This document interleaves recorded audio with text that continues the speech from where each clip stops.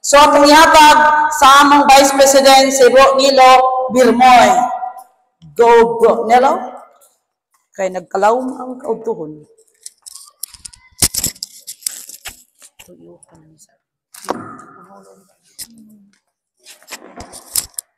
Pina na mga mo, bro. So, wadyong udto. Okay pa talas na lang tingalin ng ating marong buntaga, no? So, ang atong sunod nga tima ay tungod ni si Johnny San Pedro. Isa may nakailan ni San Pedro, ay labot siya siyang manok. Ha? Kinsa man ni si San Pedro? Unang Santo Papa, so nindot, nakailan naman mo. Kano sa ito maligo? Honyo, 29, San Juan, 24, bro. Ikaw mo, ha? Bitaw, kining tima na itong may tungod ni San Pedro, actually, reinforcement ni siya or pagpasabot ni sa tinuod na simbahan. No? Apil di siya sa pagpamatuod nga ang simbahan, one Holy Apostolic Catholic Church, inukod gajud ni Kristo. Now, anita magsugod, no? Kung ang Ginoo doon na siya katawhan, no? Di ba gisigutan kanina ni Brother Alan nga ang Eklisya, undok sa katawhan nga gitukod ni Kristo, niadtong tuig 33 AD dito sa Jerusalem. Ang gitukod ni Kristo dili building, no? Kaya ang nagtukod sa building mga panday. Ang gibuta sa buta to nga simbahan mao ang katawhan. No? Ang katawhan. Now kung ang Ginoo doon ay katawhan, doon na ni siya ay pangulo. O ang iyang pangulo, mismo ang Ginoo ay magpili. Lahi ni siya sa ubang pundok. Kung kinsay kwartahan, kinsay doon ay abilin niya sa auto, kinsay mas influential, maoy mo, mangulo sa pundok. Lahi ang pundok ni Kristo, labi na diya sa simbahan na to. Ano naman? Tungod kay nagpili siya og tao, dili gyud ingnon ta po nga usa lang ka mananagat. Now, inaniyo na to pagsugod. Kung ang Ginoo doon ay katawhan siya yun, maoy magpili sa Pangulo. Now, balik ta sa daang, balik ta sa daang testamento sa unang panahon, no? Sa dihang ang mga Israelita na bilanggo o gihimo nga slave dito sa Egypt, 400 years, no? O ang mga Israelita nagampo sa Ginoo, na unta maligkawas na sila sa pagkabilanggo dito sa Egypt. O ang ilang pag-ampo, gidungog sa Ginoo. O gipagawa sila sa Egypt. O gipadala siya ngadto sa yuta nga gisaad sa Ginoo kang Abraham, kang Isaac, o kang Jacob. Now karon kinsa may nag-lead ani nila? Paggawas nila gikan sa Egypt, ngadto sa yuta sa Kanaan. Kinsa may nag-lead nila? Ha? Si Moises? Siguro ta? Si Moises gajod? Oh, sakto mo, si Moises, no? Sa Exodo 33, 1, atong mabasa, no? Ang Ginoo nagsugok ang misis nga ang katawhan gayang gikuha sa Egypto, dalhon ngadto sa yuta nga gisaad kang Abraham, kang Isaac, o kang Jacob. Sumutuo ta ni. Kaya mabasa man. Pero gi-confirm gadyon ni Moses na siya gadyon ang gisugo. Asa mabasa? Sa Exodo 33:12. Ba? 33:12. Dara, okay. Exodo 33:12. Mingon sa Moses, tinuod, gisugo mo ako Ginoo pagpangulo aning katawhan. So, klaro na, nga si Moses, gazon. Karon sa ilang biyahe gikan sa Egypt, ngadto sa Kanaan, it takes 40 years. Dugay. O kaning panahon na si Moses, tiguang na. Di na siya kakaat-kaat sa mga bato, di na siya kalata sa tubig, no? Punto nga si Moises gipulihan og laing leader. Kinsa may gipuli niya? Ha? Si Aaron? Isa ter? Abraham? Oh. So, ang gipuli ni Moses mao si kinsa man? Si Josue. Ha? Take note ha? Si Josue. So, unsa man po'y atong ebidensya nga si Josue mao'y nagpuli. Mao'y nagpuli. Diya sa Deuteronomio 31:13, ba? 33:13, oh. Okay na siya, no? Dili, Brad. 31:13. 31, 1, 2, 3. Oh, okay na to. Okay. Si Moses bingon, man ang mabasa sa Deuteronomio 33, 1 to 3. 31 lagi. 31, 1 to 3. Sakto na. Okay. Si Moses bingon, si Josue na ang mangulo kaninyo, sumala sa giingon sa Ginoo. So, take note mga igsoon. Pagkapangulo ni Moses, Ginoo ang nagtudlo. Ginoo ang nag-appoint.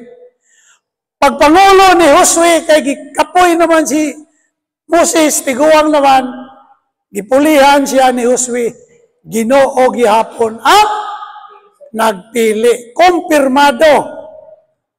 Now, anong gisgutan mo ninaho? Anong nagisgutan tayo, Pangulo? Ginoo nagpili. Ano nga? Oh, sakto ka, sister. Tungod kay, dunay na kong panon sa katauhan sa Diyos. Iyang gitukod sa Mateo 16:18. Katauhan iyang katauhan. O niyang iyang simbahan. O sa dihang si Kristo, namatay ng banhaw, misaka sa langit, sumala sa tong Kristo. Kinsa may giminlan Kinsa may giminlan sa iyang katauhan. Musugot ba siya, mamabalik siya ng langit? Huwag bilin, huwag kritikil ang iyang katauhan. Mamahal ang iyang iglesia. Kinsa? San Pedro. Nah, ato ni San Pedro. So, inamin ni siya. Si San Pedro o si Kristo, kaila ba daan? Bueno, si Kristo nagkasagot, nagkaila San Pedro. Pero si Pedro nagkaila ba ni Kristo? Naging si Pedro mananagan. Bakit? Si Kristo nagsabi-sabi sa kabukiran sa Samaria, sa Judea, Nawali. Naon sa pagkaon sa aman nag-abot mo sila. Naon sa pagkaon sa aman nagkahilang sila. Huwag sila nagkahilang. Ito mo din siya apostolis. Gawas mo na dito siya ng apostolis. Itagaan mo din siya kakong. Ano sa man? Para ba na ito? Naman na din maminyaw mo. Ang inyong asawa o inyong bana, di mo kaila. Pero doon na makita mo, ano na kaila mo? Hangtod na minyaw mo, hangtod na kanan mo, di ba? O, hangtod mo na ating istoryahan. Naon sa sinapot ka, amigo. Naminani ang hita mo. Atong basahon ang Lucas 5, ulong na to sa city. So, sa Cristo, Lucas 5. Lucas 5:8. Lucas 5, ulong na to sa city. Sige, usa ka taon niya, nagtindog si Jesus sa daplin sa dalaw sa Jerusalem, samtang ang mga tao nagpumiso kaniya ang pagpamati sa pulo sa Diyos. Dito Dito sa Dapden sa Lanaw, nakita niya ang duha kasakayan ng ibiyahan sa mga mangingisda, kay mga waswas man sila sa ilang mga bukod. Bisag kayo si Jesus sa usan ng sakyanan, na iya ni Simon, o gihangyo niya si Simon sa pagtulog niini, o diyo tayo dito sa tubig. Unya, iningkod si Jesus sa sakyanan, o gitluan niya ang mga tao. Sa nakahuman na siya sa pagtulog, ina niya si Simon, palawod ka mo o itaktak ang inyong mga bukod aron makakuha ka mo. Si Simon itubag, magtutundo, tibok gabi kami nangista kung wala kayo gabi na makuha apan kay subok manimo akong itaktak ang mga bukod. Ilang itaktak ang mga bukod o daghan kayo isda ang ilang nakuha o tumulini ang ilang mga bukod hapit na mag-isip. Busa di kamay nila ang mga ilang mga kauban dito sa lahat sa kaya aron doon umutabang kanila. Nanuol ang ilang mga kauban sa ilang ipuno. Ipuno pa kayo sa isla ang duha kasakayan. Kung tumulini, hapit na sila malulunod. Okay? So sa Lucas 5:8, miingon si Pedro, palayo ka na ko, Ginoo, kay makasasala ako. Ikaw ka, nga si San Pedro, maoy, si Simon, maoy, dito sa sakayan, iyang doon sa kayan, o daghan na ilang nakuha. O matikot siya, nga naman nasa pagkakalaw, ang pagkakadiro na minukuha. Karoon dito, adlaw na yun ang dagat, hapit naman dito may malulun. So nagkasabot niya na katong tao nga nagsakay sa iyang baroto, mao si Kristo, mao'y naging mga atong milagro. O miluhod siya sa tubangan ni Kristo, miluhod siya. Palayo ka na ko, Ginoo, kay makasasala ako. Now, kung sa may tubang ni Kristo, sa Lucas 5:10, Nagtingala usab sila sa Santiago si Juan kamag-anak ni Zebedeo ug kauban ni Simon. Unya ingon si Jesus kang Simon, ayaw kahadlo, sugad karon, managan ka na og mga tao. okay. So doon na sila conversation si Kristo o si San Pedro. Ano tatlo? Sugad karon, managan ka na og tao. O biya sa Mateo 19:20, biyaan ni Pedro ni Simon ang tanan o misunod kang Kristo. Punto na nagka-amigo na sila nagka-ila na sila. O humaniling ang ngalan ni Simon iusab sa Ginoo. Atong mabasa diya sa Juan 1:42. Juan 1:42. Ako kasabi. Unya idala niya si Simon adto kang Jesus. Mitutog si Jesus kaniya og ingon, ikaw si Simon, nga anak ni Juan. Apan sugad karon, nganlan ka ng Kepas. Nasalo ka, Pedro.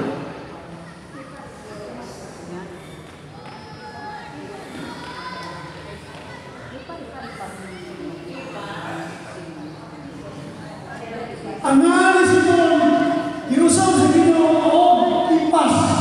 Namoon pa sa mo, Pedro. O kung basahan mo ito sa Grego, ang pulong na Pedro, Petrus na siya. Buot pa sa mo, bato. Bato. No? So ang nga ni Simon, hinimo ng ipas, buot pa sa mo, Pedro, ang buot pa sa mo sa Pedro, bato. Ganun isang muna sa bato? Nga naman?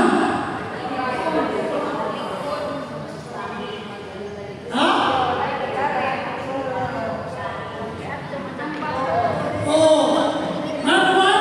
Tungod kay sa Mateo 16,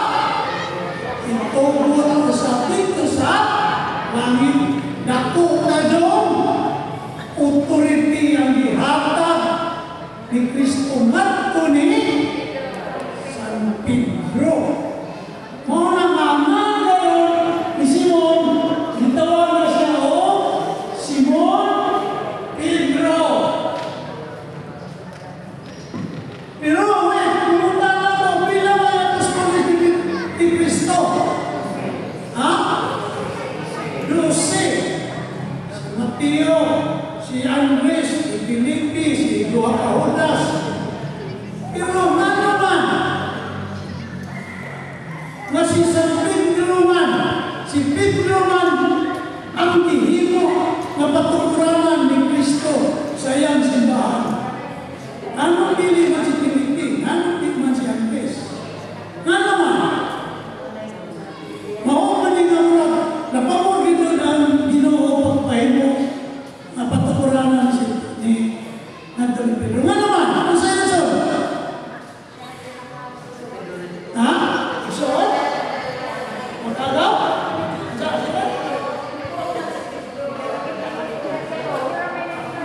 Okay. Ano ba? Inani ang benta mo. Inani ang benta mo. Diyan sa Matthew 16:15. Matthew 16:15. Matthew 16:16. Kada Ginoo. Ano tama si Jesus? Dito sila sa isla sa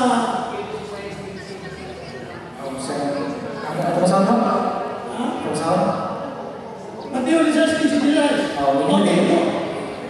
Sa San Mateo Kapitulo 16, versikulo 15 hanggang sa 16, kada Ginoo.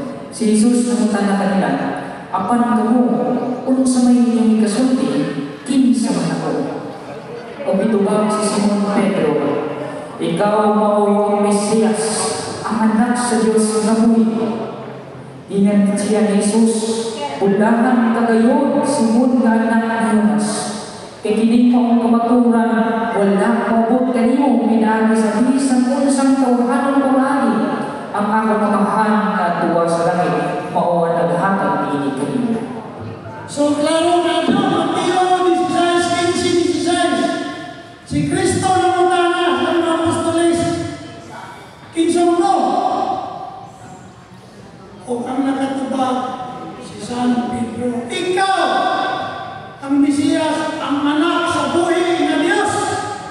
O sa 17. Ano yung 17? Sabayan ang 17. O sa ito ba? Ni Kristo mula ang mga Pedro. Kaya tanong yung ihatag na diba? Wala na magagtingan ni Bisan Kinsang tao. Huwag ang tulong mo. Kundili, gihatag na gikan sa akong amahan nga namin mo. Punto na si Pedro isip pangulo sa simbahan. Gipili ni Kristo o sa Diyos amahan. Diba? Pero kadyo. So ang Ginoo ko na katawhan, siya mismo ang pili o pangulo ang ipili, mananaga. No? Mananaga. Kalimuto na tao. No? So wala siya ang neta mo. O panatong isumpay na diya sa Mateo 16:18. Okay na siya.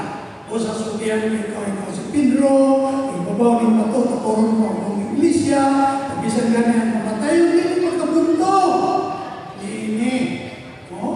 Ihatag ko kanimo, atong manigisgutan no, sa 18. Ihatag ko kanimo ang ngayon, sa ginarihan sa langit, ang iyong itubot din sa yuta, itubot sa langit, ang iyong pinili din sa yuta, pinili sa dito sa langit. Ibaw na siya ang isgutan.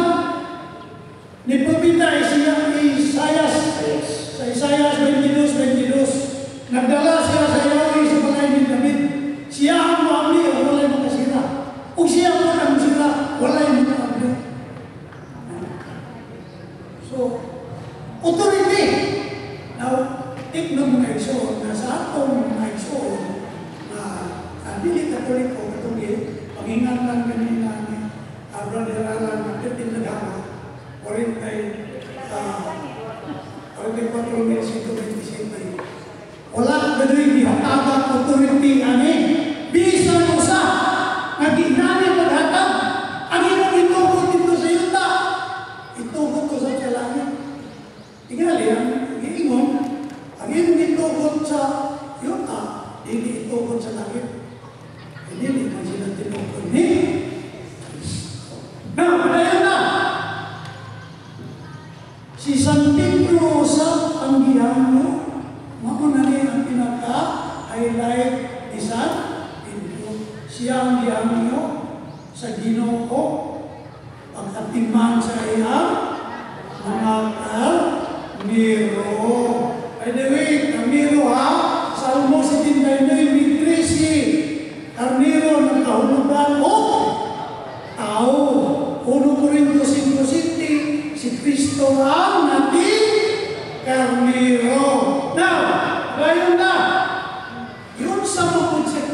Kristo paghamon si Pedro.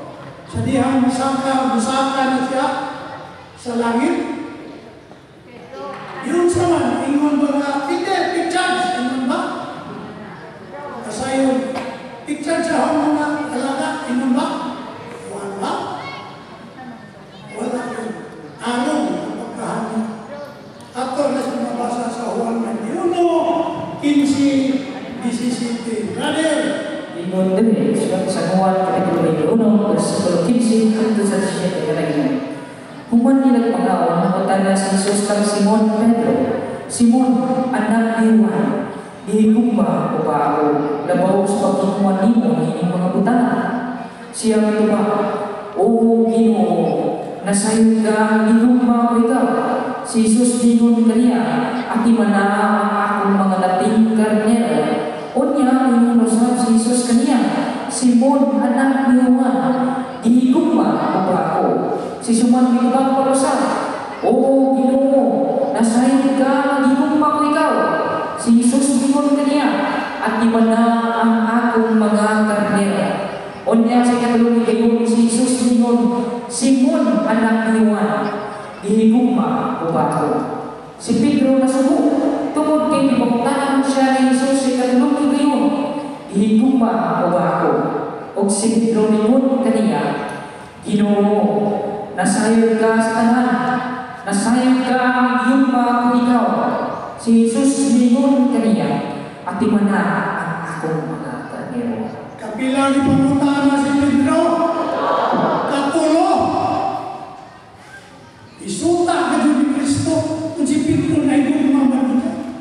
Kaya before niya bilin ang iyang simbahan ni San Pedro, iya sa isuta, katulo. Kung nasubo na yun si Pedro sa katulo ng pangutana, kung mag-inon si Kristo, nagduda niya. Tumingon si Pedro, nasayang ka sa tanan, ay gumamano niya. At imanaan atong mga karnero. So si San Pedro, mao ang bilan ni Kristo sa iyang pundo, sa iyang katawhan na iyang nitukod. Diya sa Mateo 16:18, na iyang nitukod, 33 dito sa Jerusalem. No? O si San Pedro, mao ang kinaunahan na Santo Papa sa simbahan Katoliko. Base sa referensya mga sa Biblia sa referensya atong mabasa dinhi si San Pedro na imong Santo Papa sa tuig at 32 ngadto sa 67. Isungdan ni si Linus anak nito si Clement Evaristus Alexander.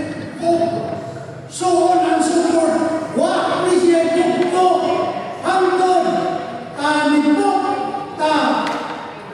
Francis ika-266 na Santo Papa sa simbahan Katoliko, no? Di ay si ika-264 si Pope John Paul ang atong Papa nga nahimunang Santo. Ika-264 ika-265 si Pope Benedict XVI. Pero ika-266 si Pope Francis mao ang atong ika-266 na Santo Papa. O prueba pa dili sa encyclopedia, no? Ini encyclopedia dili Katoliko, ha? O ani sila na neutral ni sila mabasahon, no? Nasuwat ito din ang unang Santo Papa, St. Peter.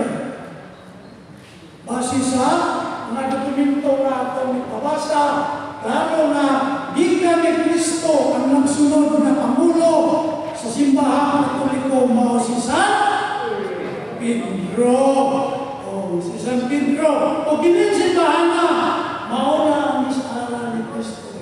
Sa Mateo 28:19. Na nag-iyon mga kaigsunan, sulat sa Mateo, Kapitulo 28, versikulo 19 sa Bible.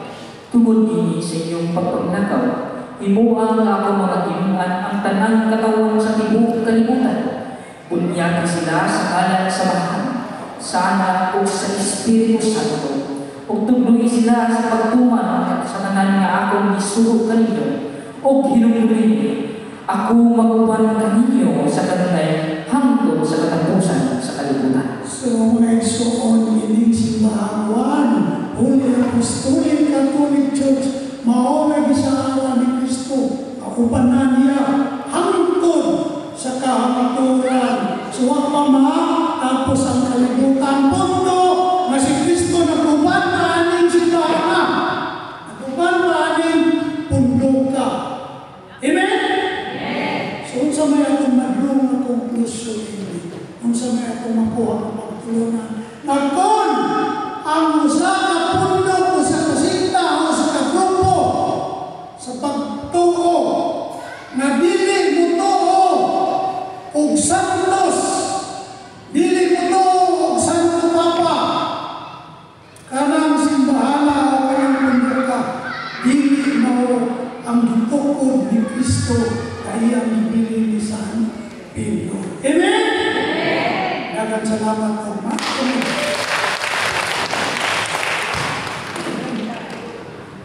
Okay, so mauna po atong kaibagunto ng tanong. So hinaw mga igsoon na tulog pa itong taong matapik. Dapat ang amo yung kwalitaan ni ang gitargit ani sa morning ng mga sesyon na ang pagkatapik kung mahatag 5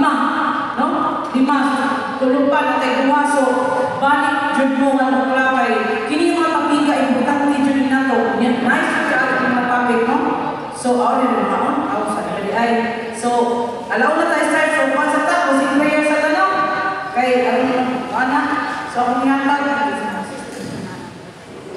stay ito ako sa prayer ng niyatag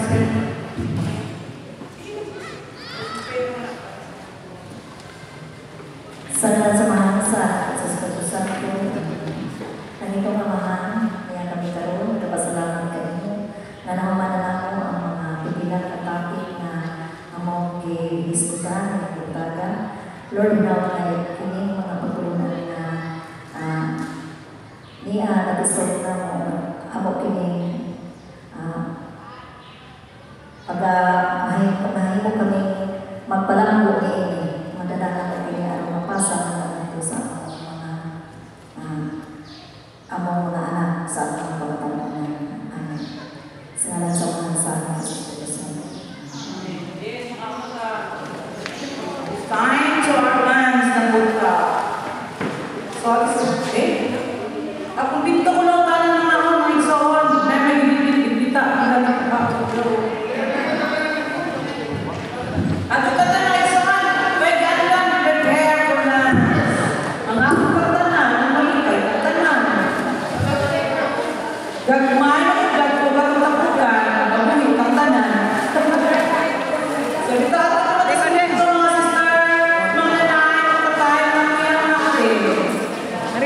okay. Ato na. Ay, ako. Adyo na mag-usap pa kayo. Para di mo pa. Usap ko ka. Sa mga mo. Sige.